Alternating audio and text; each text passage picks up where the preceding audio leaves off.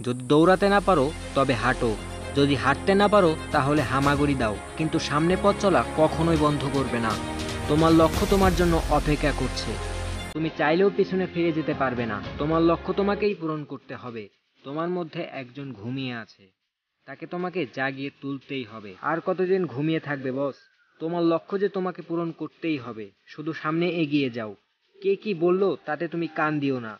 তোমার লক্ষ্য পূরণ করার জন্য যা প্রয়োজন তাই তুমি করতে থাকো। যদি হাল ছেড়ে দাও তাহলে তোমার দ্বারা কিছুই হবে না।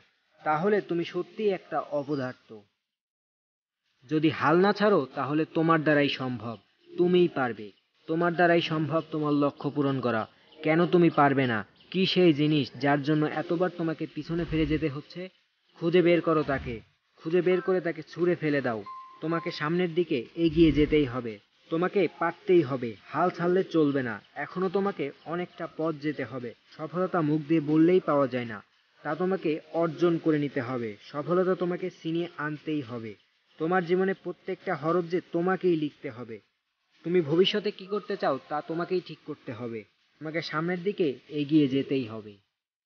এমনই সকল ভিডিও বরাবরের মতো পেতে আমাদের আইটি স্টোরি চ্যানেলটিকে সাবস্ক্রাইব করে আমাদের সাথেই থাকুন। ra ra ra ra ra ra ra ra ra ra ra ra ra